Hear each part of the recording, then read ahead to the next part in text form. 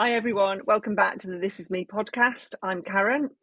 And I'm Ellie, and today we have Victoria joining us. Victoria is the Chief Exec of the Royal Town Planning Institute, who, after nearly 8 years at the RTPI, will be moving on to become the new Chief Executive of the Chartered Institute of Building in January 2026.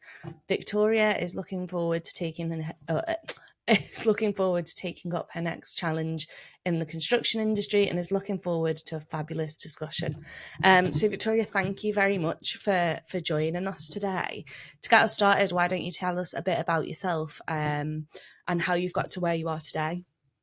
Hi, well, thank you very much, Karen and Ellie. It's lovely to be here and have a conversation.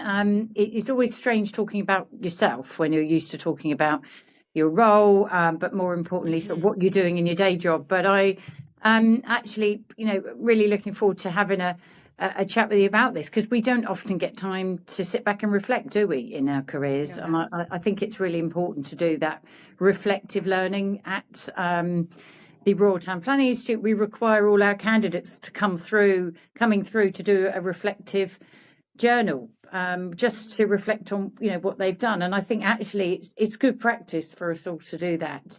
Yeah. So my journey, I won't take you right back to the beginning, but let's go back to sort of careers, if you like, and my interest. And like a lot of sort of students going through college, you start to get a rough idea of what interests you. And, my own reflection is, when I was a student back in the early 90s, things were a lot more organic, actually. You just sort of followed paths and fell into them. Fast forward 30 odd years, things are much more structured now. And students are very focused and they know what they want to do. And actually, to some extent, there's a lot more pressure on students to be focused and know what they want to do. And I think one of my reflections is, growing up in the 90s, I didn't have any of that pressure. And how lucky was I? It was a great, I was a child of the 80s, born in the 70s, but really a child of the 80s. And I was a student growing up in the 90s in a time where there weren't the pressures of social media. There wasn't the pressure of the career and you must know everything you want to do. And, yes, we were told to choose our options wisely, but it wasn't going to be sort of to the extent that it would detriment us in some way. And of course, it was a different era where student fees were paid. So university was very accessible. And it was a continuation for me to do a subject that interested me. In fact, I ended up doing two, which was geography and business studies. But I reflect back on that period and think, how lucky was I to be a student in the 1990s? We didn't have all the conflicts we've got. Yeah, there were conflicts, and there always are in the world, but not to the level that it's impacting daily lives now. We didn't have the pressure of social media, and actually life was a little bit slower. And we could really sort of take our moments to enjoy it in a way that I worry now that, the kids don't really get that. And it's really important to take that time out to slow down. So I went off to university in, it seems a lifetime away now, but in 1992, and graduated in 95. And I did, I majored in geography and did business studies, because I've always been a bit practical and I'd loved my business studies A-level. And I thought it's just useful actually to keep my hand in with a minor on that, a couple of modules a year. And I still use those practices now, actually, some of the theories that I was learning then in the 90s, which sounded very kind of out there, such as just in time. Of course, that is very much business model that's driving a lot of, way development's going, quite frankly, because retail is very much operated on a just in time way. But we were learning those theories 30 years ago, and they are relevant to development now. I did my university degree in Wolverhampton, which I have to say was a great place to study in the 1990s. You asked, a bit about me. I grew up in rural West Sussex. Hadn't really been north of the Watford Gap, Sorry for the northerners on the line here. You'll think that's really funny. But the reality is, when you holiday abroad as a child and your whole world is around the community you live in, if you haven't got any family in other parts of the country, there was very rare reasons as to why you might go, with the exception of a holiday. And my parents always wanted to go abroad. So it was only when I started to do the university trips, to look at universities, and back then it was quite normal for students to go by themselves. And in fact, I remember as a 17-year-old, I didn't want my parents following me around to university. I wanted them to buy me the ticket, and I could go and explore the UK. And I did. I went up to Lancaster, I went to Leeds, I went to Manchester, I went to Aberystwyth, I went to Reading. These were all places I never got into university in the end, but I ended up in Wolverhampton. And it was a great experience because, of course, the West Midlands was coming through this post-industrial decline. It had a real grittiness about it. It was a very affordable place to be a student, a very fun place to be a student. And for me, that opportunity to mix with a real breadth of people from across the UK and beyond was like a real awakening for me. I had a great 3 years there. I decided I wanted to take a gap year, but I knew what I really wanted to do was use that geography degree, and I didn't want to be a teacher. So at that point, it worked out I wanted to do a master's in town planning.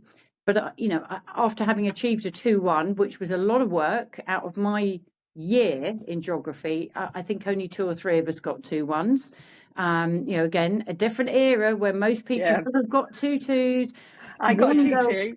Yeah, but that was normal. That was quite standard. I was partying, and partying all the time.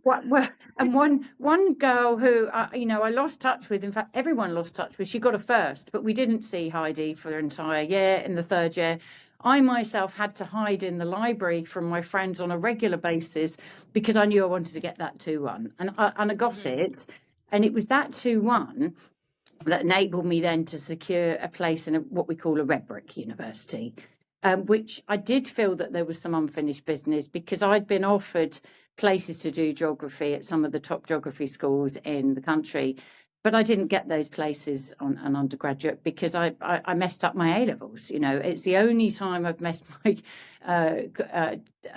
qualifications up, and it was a very bitter lesson to learn, very difficult, and to go through clearing. But I knew that I could do better than that. And so for me, the unfinished business was then to go and do a master's. And I rejoined my cohort. So all of the geography students I sat alongside had studied at the places I'd wanted to, Leeds, Reading, and they'd had a very different degree and experience. And I wasn't bitter about going to Wolverhampton. I knew you're always where you're meant to be. And I got my 2-1, and and that's great. But I rejoined my cohort at Newcastle University. I got a place at Newcastle, and it was a 2-year master's, and it was wonderful. And you must have been in Newcastle when I lived in Newcastle. I was working in Newcastle in the early 90s. So great place. 96 to 98, I was there. Maybe missed me a little bit, yeah. Well, Karen, I would have stayed, but there were no jobs. For me, I would have stayed as well. There was one there was one graduate planning job, and that was at Newcastle City Airport. And one of my friends got it, and he is still a friend of mine. At the time, I was very upset that I didn't get it because we got down to last 2. He's now if he's listening, he's now chief planner of the Snowdonia National Park, and I'm the chief executive of the RTPI. So we all did well. But because he got the job and I didn't, I had to come south. And in 98, you'll remember it was a year after Labour had won a landslide election, and they were literally away to the races with white papers, funding, like jobs galore in the world of planning at the time. So I walked straight into my first graduate job in a local authority. I wanted to work in local government. I was going to say, how did you decide that that's what you wanted to do? Well, again, it was my instinct that told me you could go and work for one of these big swanky consultancies in London, or you could go, but what you really need to do is understand how power works and how decisions are taken. And the best place to do that is start at the bottom. I'd grown up in the 80s and 90s listening to, reading magazines, Just 17, Jackie, all the rest of it, from successful women who had talked about their success was built on, first of all, they made the tea, and they started on the shop floor and they worked their way up. And so I had it in my mind from a child that I always needed to start the shop floor. So, okay, it wasn't quite shop floor. It was a graduate job in local government, and I was a transport policy officer was my first job. But I wanted to understand district councillors, local politics, and then move up from there. And so, yeah, that's where I landed, Ellie. And it was a great start in High Wycombe, Oh, wow. which no longer exists because it's part of the Bucks County. But I went back many years after to visit. They invited me back when I was in this job, which was a wonderful thing to do. And yeah, I mean, that was my start, if you like. But I knew I wanted to get to London, but it was a discipline that held me back initially. I was like, no, do something, in local government first, and then you can go to London. I didn't quite know how I was going to get there. I just knew that's where I wanted to go. And of course, when I was at High Wycombe, we found out that there was kind of modular options to join a master's degree over at Oxford Brookes. To do some top-up transport planning modules, because I'd studied as a town planner, and I said to my boss, look, could I go and do a couple of these modules off this MSc? And they agreed to fund it, and I'd get the bus over there very early on a Friday morning and spend a day with the students at Oxford Brookes and come back again. And it was a slog, but I knew that this was going to be really helpful. And sure enough, that was my first experience of the power of networking and building your network. Because that course, which was an MSc in transport planning, was full up with people who were already working, but in transport planning roles like myself, but were doing sort of day release. Some of them were full-time students, but most of them were doing what I was doing. And I met some people, one of whom is still, well, a couple of them are still friends now, nearly 30 years on. And one of them said to me, well, listen, I'm working at this consultancy in London. We're desperate for people. And, the rest is history, So that was followed the yellow brick road. That was my ticket into London. I waved goodbye to High Wycombe. They were sad to see me go, but, I went into London and I enjoyed the consultancy role. Great opportunity to work for clients, understand the private sector, understand billing, understand commercial aspects, and getting out across the UK, working for loads of clients. But here's the but. I started my career in High Wycombe on it was either 23rd, 24th of July, 1998. Now, that won't mean very much to people unless they're transport nerds. That was the day that John Prescott published his white paper, New Deal for Transport. So all of this amazing stuff was going on in the Labour government at the time, including, you'll remember there was a sort of really important stuff. You may not remember, Ellie, because you're probably a little girl at the time. But, Blair was doing some really interesting things. Devolution was one of them. So actually, the Northern Ireland peace deal, the Good Friday Agreement, devolution, and from devolution came a path, which was we're going to have more devolution, and we're going to start with London. And so I'd heard about this amazing thing that they were setting up called the Greater London Authority. And then somebody pointed out to me, much older, oh, yeah, come off it. That's the old GLC, so then I had to look up what the GLC was, the history. It got abolished under Thatcher. So there used to be regional government and it got abolished in 86. And now Blair was going to bring it back in the year 2000. And so I was at the consultancy in the year 2000, 2001. But I could see what was going on with devolution. I was thinking, that looks really, really exciting. Like, they're going to set something up called Transport for London. There's a mayor's office. Surely that's going to be the most exciting place in the country to do transport planning. So although I was, in consultancy, getting a bonus, travelling around the UK, I was instinctively drawn to go and work for the Mayor of London. And I remember sitting down with one of my sister's friends who was Norwegian, very matter of fact. If you ever want an honest opinion, speak to a Scandinavian. They'll tell you how it is. And I said to her, I'd love to go and work for Ken Livingstone, not because I'm politically affiliated. I want to go and work for the Mayor. And she said, well, why don't you do it then?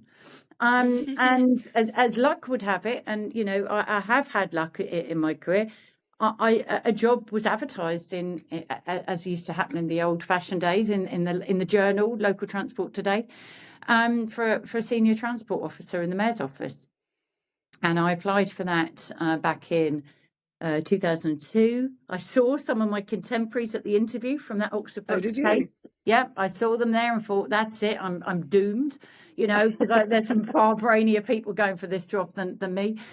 But I got it, and I started in September 2002, and I ended up staying 16 years because Wow. 3 mayors and 8 different jobs. Because the thing about devolution and 4-year cycles is the mayors move quickly, so there was always something next to move on to.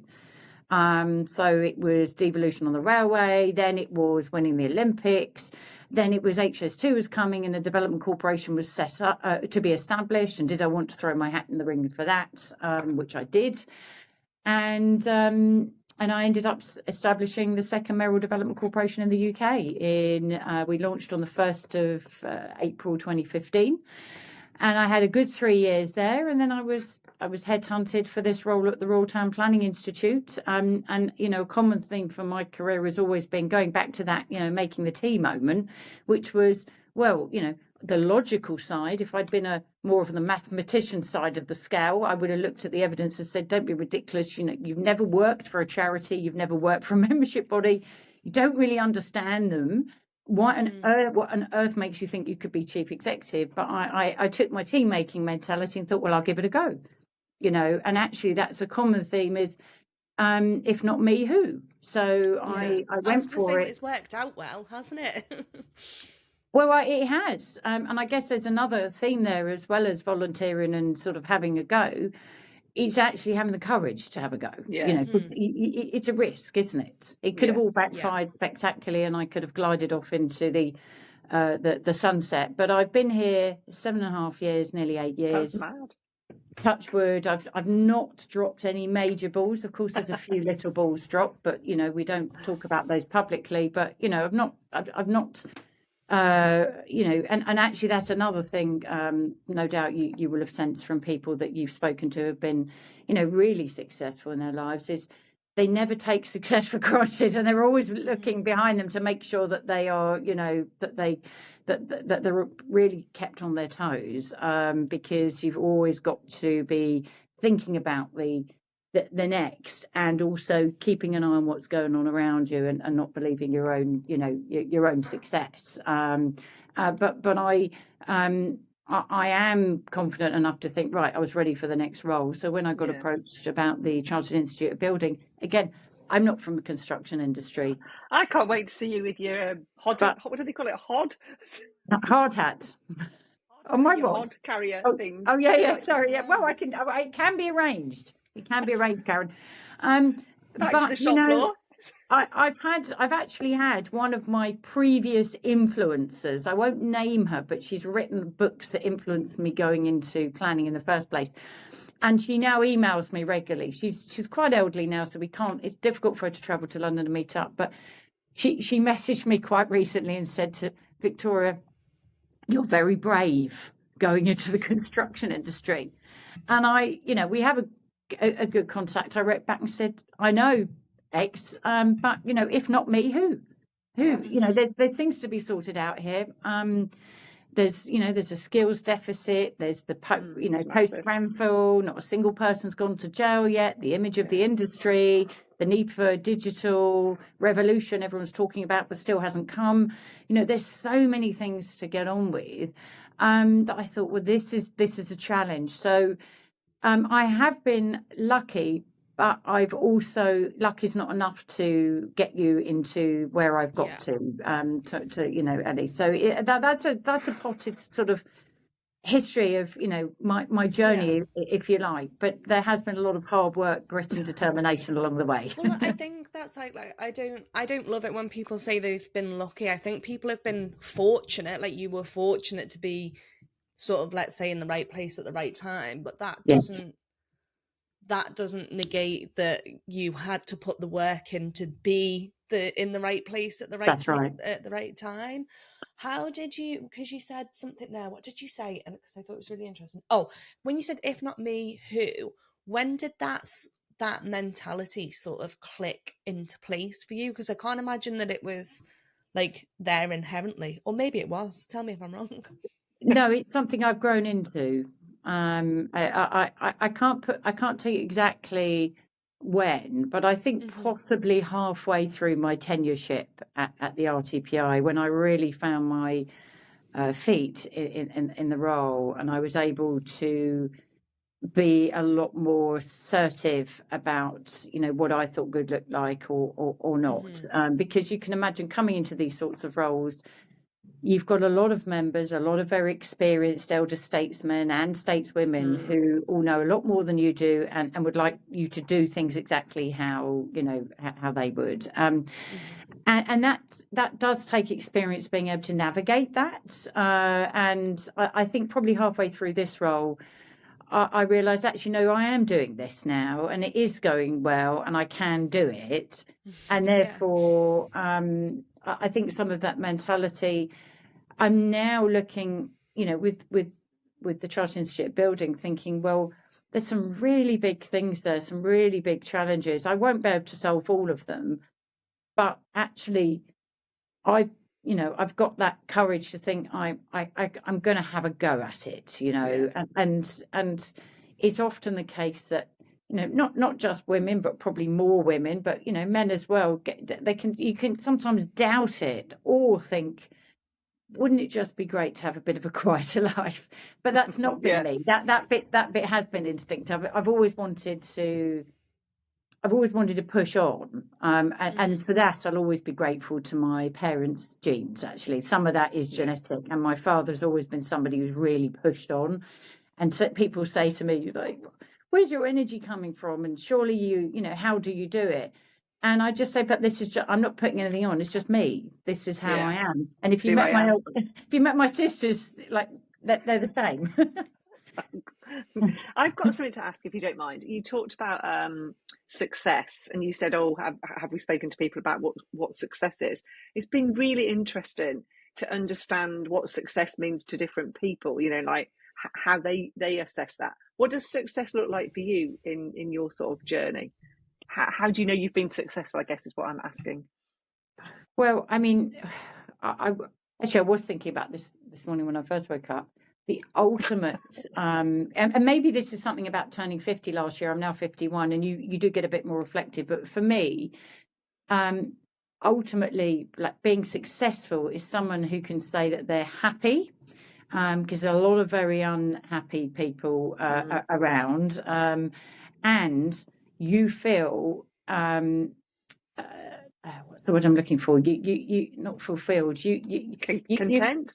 You feel content with where you are, and you're happy with where you are. And when you see people sort of comparing themselves, and if I was only like that, or I could be this, or have more of that, or less of that. And I think for me, success is getting to a position where you don't actually feel that you're desperate for anything else. And the other aspect of success is balance. So I've heard many people talk about this, but it's not just work. It's also it's your health and it's your physical ability. So for me, it's a whole package of things. My success is partly built on my mental ability, but it's also built on my physical ability as well. I'm not talking, I'm not a power lifter, but I do exercise regularly. So yeah, don't worry, I'm not going to win any competitions or anything. I think we'll come back and do another podcast after 12 months in construction. You never know what you'll be doing. You'll have me lifting all those bricks, won't you? Definitely. No, I think that's a really lovely way of articulating it. And the reason I asked is that sometimes, and I think men and women both all want to be successful, but in different ways. And I think it's really important as part of this conversations that we're having, that success is what makes you happy, what makes you content. And that's okay if it's different for every woman. And I think that is an amazing place to be. If any woman who feels content, happy, all of those things, and they might be doing something totally different. That's something that really interests me about redefining success in a patriarchal system, really. Yeah, I think that's absolutely right, Karen. Is the most, my father always used to say, the richest man in the world is a happy one. You can be the richest, you could be the richest man in the world, and you could be really, really unhappy. So happiness is your success of rich. He's not talking about physical richness. He's talking about, wealth, richness. Yeah. And there's, as you say, that can mean different things for other people. I've got friends who are they have very successful lives. They have chosen to prioritize having more time at home with children than I have, and that's a very successful life for them. I've got another best friend who has chosen not to have children at all, and she's very happy and very successful. But that's her version of success. Her version of success is because she doesn't have children. She's climbing all the largest mountains in the world. Yeah. I think she's bonkers, but she loves it, If she's listening now, sorry, Chris. But no, I mean, so success is, it's different things. For me, success is a balanced portfolio, if you like, of family, career, and health, And actually, if you've got all three things, that if you're happy with all three of those, then you're very successful. How have you managed to find a balance with all three of those? Or is that, again, another thing that has just come over time of sort of having to figure it out? I think one of the things is being very organised. So my mother's sadly not with me anymore, but she was a brilliant list keeper from a very early age. She was very, very organised. And she had to be, because she was bringing up 3 kids, but she was also running my father's business and doing all the books and all the rest of it. So she was really, really organised. And I learned organisational skills from my mum at home. I didn't realise I was learning it, but that's what I was learning from a very young age, of getting very organised, planning ahead, and basically that's part of it. The other part of it is, and I'm just speaking personally here, having, and I've talked about this with people I mentor, having team. So for me, Team Victoria, or if I was mentoring, I'd say, Ellie, who's part of Team Ellie? Who's helping you to be successful? And it could be everyone from the dog walker to the hairdresser to your personal trainer to your doctor to whoever it is. But, and I get my mentees to draw it out, which is, draw me who's on your team, who's helping you to be great, and recognising that you can't do it all by yourself. So I've had to let certain things go, including, bits of running a house. I am house proud, but, I heard a very great quote from a lady who I respect greatly recently saying, well, I had to get less bothered about defrosting the freezer a lot early on in my career. And I thought, yes, that just about sums it up, doesn't it? Because, I don't do the weekly food shop. Somebody else does. I don't clean. Somebody else does. I don't do the garden. Somebody else does. Now, there's certain things in that I'm happy that I don't do, but there's certain things I would love to do, but I've just had to let them go. And there are compromises, I do believe, but for you as an individual and for the listeners, it's about what compromises are you prepared to make? I also think, do you not think there's a need to redefine compromise? Because I think compromise, for me, particularly for women, has a really negative connotation, which means giving something up. But if you're choosing to give that up, it's like a discernment. It's a good decision, isn't it? Do you know what I mean? I really wish we could stop saying you have to compromise, because if you've decided that's what you want to do, actually that's great. Do you know, like because it's your compromise. You're in control, and I have chosen that it's perfectly fine to have an au pair take the kids to school and pick them up again, and I've made my peace with that. I don't have an au pair now, but when they're younger.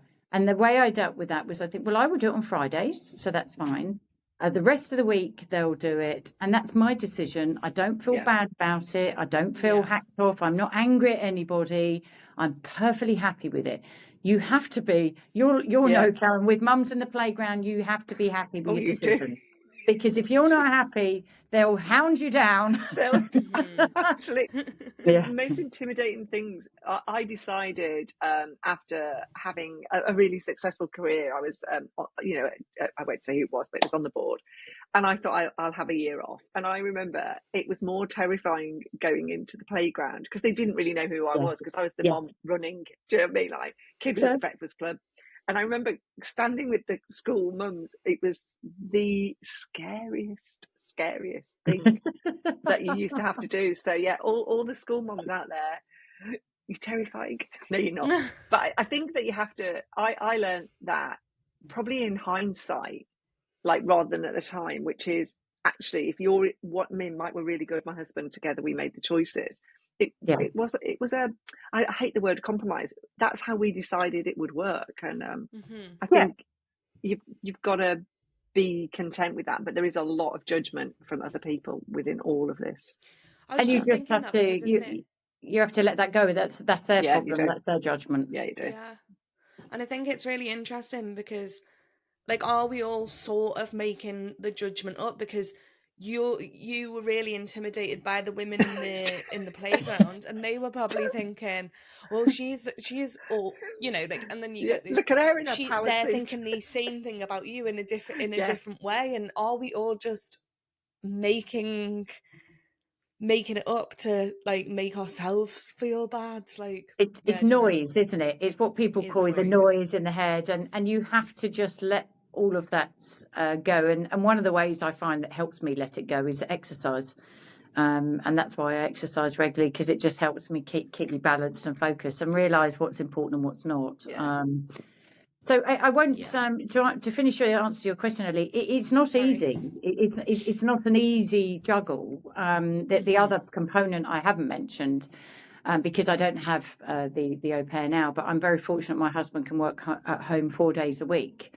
If he didn't, we would need to, you know, now the kids actually, as of September, will both be in secondary school, so that gets slightly easier. Oh, yeah, it does. 100%. Yeah. That's a big difference. But you know, actually having the team, I come back to the team, and I'm married, so, you know, thankfully my husband was happy to take up a lot of the load, certainly post lockdown when we lost the au pair, and actually his company moved to a more work from home model, and so I've been fortunate. And actually what we found was, going back to your point, Karen, on compromise, it wasn't a compromise. He really enjoys it. Exactly. Yeah. So I think great, go for it. I think there's a lot of, like, one of the things that really interests me, particularly with women, is about, like, the impact and the power that certain words have, that have become, almost to Ellie's point, voices in our head. You know, like, oh, people will think I'm compromising, people will think this.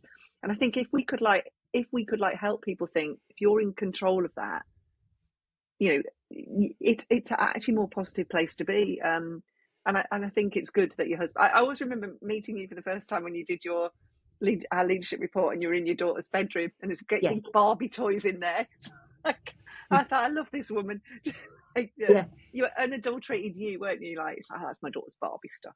Because it was just I mean, it was what it was. I mean, actually, my then sort of, one of my colleagues who's no longer with us actually said, well, when you're on the call with the minister, would you mind covering that up? I said, yes, you're absolutely right. Yeah, okay. But actually, the lockdown did provide an opportunity to show people a slightly softer side, because there may be lots of people who had assumed I didn't have children because of the jobs that I was doing. And then all of a sudden, there was some more blurring of the boundaries, and I think we're all the better for it, actually. You know, that's one of the positives that's come out of it. We don't need to keep them locked away in a cupboard and pretend we haven't got them. And believe you me, some of the women older in my career would have done that in the 80s. They would have pretended they didn't have children. In fact, they were back at work after 5 weeks. You know, that was it. Otherwise, you didn't have your job. I wasn't a mother in the 80s, but I worked with mothers in the 80s. You look back now, and you just think, oh my goodness, that, you know, like, it was dreadful. About it a couple of times on a couple of the episodes, but I think, you know, in different ways. But I think it was probably a survival thing, because it was not the same environment that it is now. And I know we talk a lot about how not a lot has changed for women, but, you know, in certain senses there has been, because I think probably in the 80s you probably couldn't acknowledge that you were doing anything other than working your every minute to like be where you were, could you? Have you seen the film 9 to 5 with Dolly Parton? I haven't seen the film, weirdly enough, but I've seen the musical. You've got, well, I mean, this wasn't a joke, you know. No. No. But what I would say is, it's really important, Ellie, you made a really important point there. Whilst things, you know, still can be difficult and there is a danger of certain things going back, we need to acknowledge that there have been lots of positive changes. Maternity leave has improved, paternity leave has come along, flexible working can be a gift if it's done properly. You know, I did the mummy run to the tube station and nursery for 10 years. And I remember having trainers on and older men saying to me, "Oh, how funny, are you going running?" And I wanted to tell them to do one, because it's like, actually, this is the only way I can get to the nursery on time. After my 5 o'clock meeting, the nursery shuts at 6. And if we're late, we get charged £10 for every 10 minutes or whatever it was. You know, and it was just complete oblivious that actually there might be a reason why I've got sensible shoes on, because myself and my friends, you know, local friends, still in touch with them now, we laugh at it now and say, "Christ, do you remember what we used to do when we dropped those kids and we'd run up the hill to get the Central Line?" And we look, and we don't want to sound like old women, but like, the young ones don't have to do that now. They can just drive back home again. But you know what? I wouldn't change it. It was a moment in time, you know, and we did it, and it helped keep me fit. But you just did it, didn't you? You did it. That impending clock clicking when you knew that you would get charged so much money. Yeah. And like, I always remember my two were at the same primary school. I remember Mrs. Finney and Mrs. Kenny, God bless them, like, holding on to my orphan kids, like, and then you would be off on the same round. And I do think that working from home has allowed a lot of different things, but I do also think it brings like a lot of challenges, and you know, and I think it. How can I put this politely? I think it lets a lot of things. There's a lot of covert things that go on, you know, like, and it's lots of challenges for women aren't being dealt with properly. We've got to keep an eye on it, Karen. I'm saying this to Karen because Ellie's like, "What are they talking about?" But no, we've got to keep an eye on it because certain behaviours might sort of creep back in. You know, it's all guys in the office, guys down the pub, that kind of thing, and you know, we've done quite a lot of work in you know, duplicating the old boys network with the old girls network and getting networking as much more joined up. The challenge is, how do you make that? How do you keep that going if there is, you know, a two-tier office environment, for one of a better expression? I think you've talked about it a lot, about bravery and courage. Somebody we know, I won't mention who it is, just was going back for her, like, not going back for maternity leave. She's due to go back in a few weeks, and everything was okay until then something's happened, and it's all to do with her wanting flexible work in senior woman, and then suddenly her job's been made redundant. Oh dear. Before she goes back from maternity leave. So can you connect it? Am I being a cynic? Do you know, like, but actually there's that. So I do think we have to be brave, call it out, and protect people, because I think it's happening. I'm trying to be polite. It's happening in a different way now to when I grew up, where everything was really in your face. Yeah, well, you didn't have to guess what it was about. You didn't. No, you knew you got no chance. You know, like, so I think we're living in interesting times, and although it's 5 years on since the pandemic started, I still think things haven't fully sort of settled themselves down yet. I agree. Because we're going through this rapid digital revolution. You know, at the time of social change, and there's just so much going on, isn't there? So it's very. It's just ensuring everybody can have, you know, can benefit in these changes, and that will be, you know, I think the, you know, women of our time will no doubt be very involved in helping to keep an eye on these things, to be perfectly honest with you. Because somebody's got to hold the feet to the fire of what's actually going on. I think it's great. I was thinking about what you said earlier about about if not me, who. So I had one of those little moments yesterday, didn't I? I won't tell you the story. It's really boring. It's about chicken and egg syndrome. And I got to the point at the end of the day and thought, do you know what? If not us, who? Do you know, like, because you can get really wound up with being politically correct, or, you know, like, offending people. But I'm Eleanor is a lot younger than me. I don't care anymore, and it's quite liberating. But I think we have to be united in this. I think it's your team element. There's a Women of Our Time is about having a team, having a tribe, and I think we've got to really sort of think about that in the next few years. And supporting women to be able to recognise the need for creating that team, because we've learned that in the workplace, Karen. Our generation's learned that, but the younger 100%. generation haven't learned that, and actually having that really good kind point. of network, it's it's very easy for us because we just know it, because we grew up, we observed it, we saw it, we're doing it. That's a really good point. The young uns coming out of university now, it's very different. It's a very different environment, and we encourage people to come in the office when they want to. And I notice we do get a good proportion of our younger members of staff who are in because they're desperate to learn and observe. Absolutely. That's a Well, really good Ellie, point. you probably know that more, but my observation of the younger ones is, whenever I meet them, I'm saying younger ones, it could be 20s and 30s. I'm in my 50s, so they could even be 40s. They're youngers now.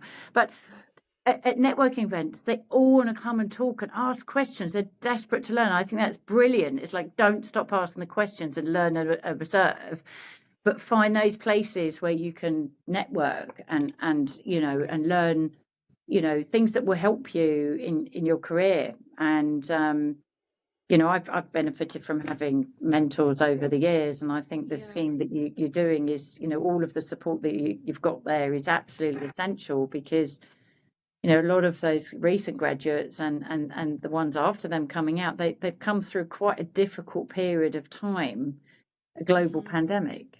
It's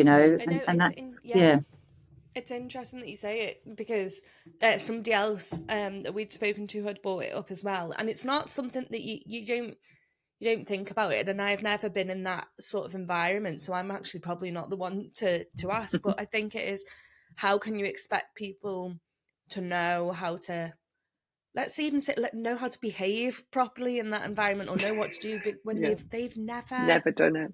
They've never done it. They've never seen it. And you don't think about, we all think about the pandemic and the effects that it had in certain ways, but that sort of the social aspect of it, the networking, that sort of thing, it will have had a massive impact on people.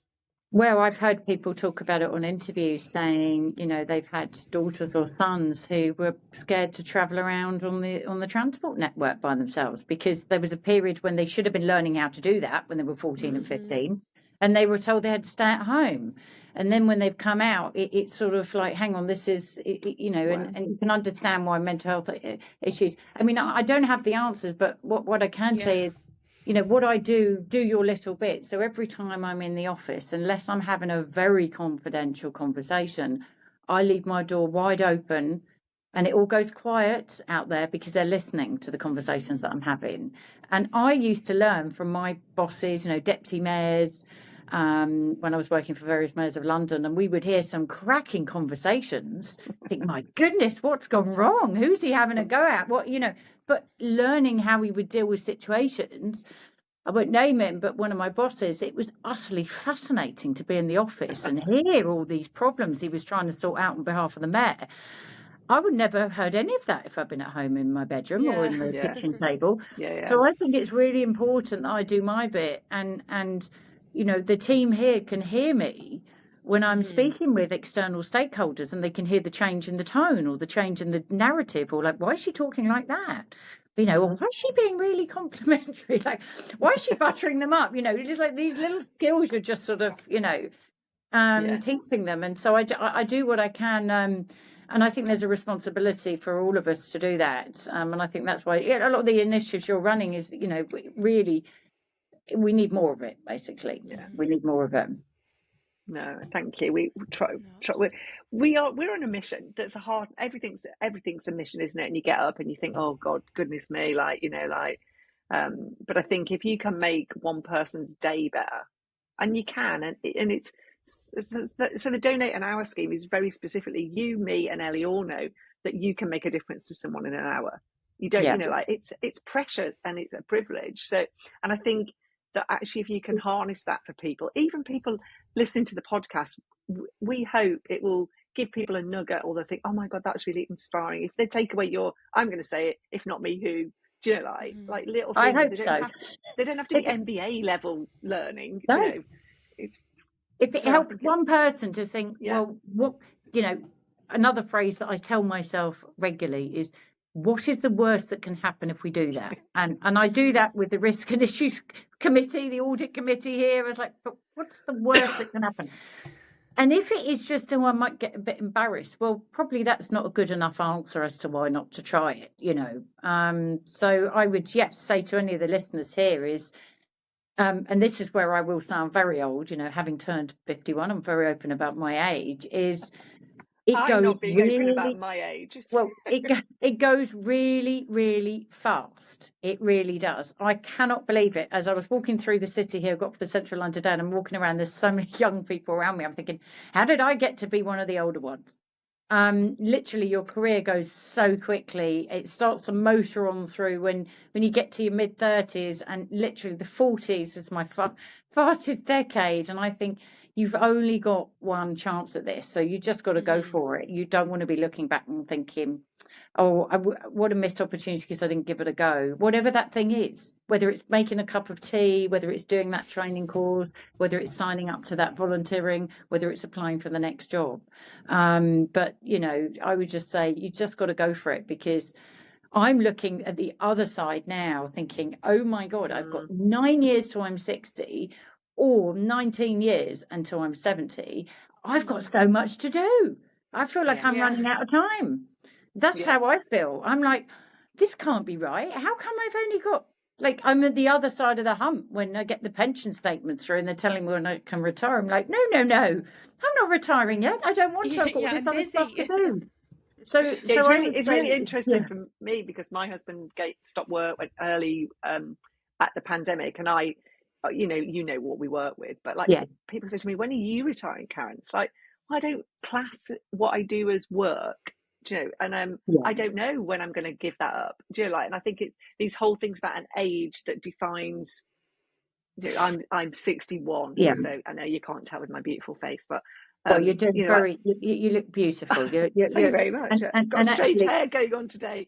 Age is just a number, and I suspect you never will stop, Karen, will you? You'll always do something. I don't think so. Yeah, I don't think so. But I think it's really interesting where I went away with some friends last week to Newcastle, actually, because clearly I live there and one of them lives there, and we're having this conversation, and it was all about when you get your state pension.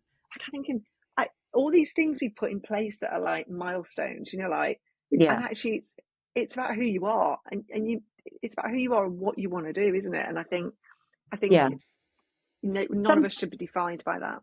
No, I mean, some people, and friends of mine, are absolutely desperate to retire, and they can't wait to retire. But and that's fine. That's what they want to do. But I'm at the other end of the spectrum where, you know, my absolute dream, and I'll put it on record now, because you never know, it might happen, as a musician who will remain nameless once said when we were little girls, Karen, if you don't have a dream, how is it going to come true? Is, you know, basically what I would love to do, because I can't see a situation where I'd ever give up work, but I'd love to go to a portfolio career. So possibly sometime after my 60th birthday, move to like non-executive positions, possibly, maybe 65. But my ultimate dream, where I think I could add value, is the scrutiny of legislation, and I'd like to go in the House of Lords. That would be my ultimate dream. Oh, wow. And the people who inspire me the most in my career currently are the older women that I meet in their 70s and 80s who are still doing it, and they're doing it with passion, whether it's baronesses I meet who are doing scrutiny of the planning and infrastructure bill at the moment, whether it's the university lecturer who wrote the book that inspired me to go into planning in the first place, still writing her books in her 70s. My university lecturer, the late Patsy Healy, was still writing books right up to the last day. And I think you asked the definition of success. For me, it's someone who's so happy that they keep going with it. And I just think my absolute dream would be to go to the House of Lords, where in my 70s and 80s, I could be that baroness sitting there doing the scrutiny of the legislation that the government's bringing through to say, you know, what's going to work, and helping them to identify unidentified consequences, for example. So, you know, I would never have said that 10 years ago, but like, don't tell everyone what your dream is. But actually, I think I'll just be open and honest about it, because listen, the chances of it happening are minuscule. You've really got to be in the right place at the right time with the right crowd associated with the right prime minister. But if I can be useful to my, you know, then I can't see a point that I would ever retire, not properly, because I enjoy what I do. And I think keeping a mind going will keep you going. Mm-hmm. So I know we've got to finish in a minute, but where I got to was that doing things I love can't put expectations on myself. That's whenever I choose to do anything now, I think, is it giving me obligations? They never go away. We're trying to grow a business, but I always think I have only got responsibility to myself or Ellie or the people who are in my team, but actually I have no responsibility to anybody else. And that's what as long as I can do that, that's what I'll keep doing. Do you know, like, I don't want any responsibility to anybody else, because they get on my nerves, a lot of them. But you're honest about it, Karen. It's liberating to get to a stage of your career where you can be honest like that. I just think if in the commercial work we did, and we've worked with some amazing people, haven't we, Ellie? But some of the inane conversations you have, and you think you really don't want to do anything for women, you're just ticking a box. Joe, like, so stop being all this lip service and putting something on LinkedIn when it's International Women's Day, because actually go and talk to the women in your organisation, because they're desperate. So yeah, I think I'll become like, I don't mean this in any political sense or anything, but you know, somebody like, what's her name, Miriam Margolyes. Good for you. Good for you. You'll keep going. She's great as well. Seriously. Right, that's my dream. No, it's not my dream. As I always say to my children, just wheel me on, darlings. When I'm in the wheelchair, when I'm older, just wheel me on. Anyway, yeah. Thank you very much. Usually we ask what's coming up for you in the next 6 months, but we sort of know for you. Yeah. So yeah. Well, I'm going to ask you anyway. So what's coming up in the next 6 months for you? Well, I've got a few bits and pieces at the RTPI, what I'm now calling my legacy pieces. So things I want to get done and ready and handed over to the new chief executive. So we're launching a new brand in September, which I'm very proud about, and a new website and a new strategic plan, which I've been working hard on for the last 2 years. So that gets launched in September.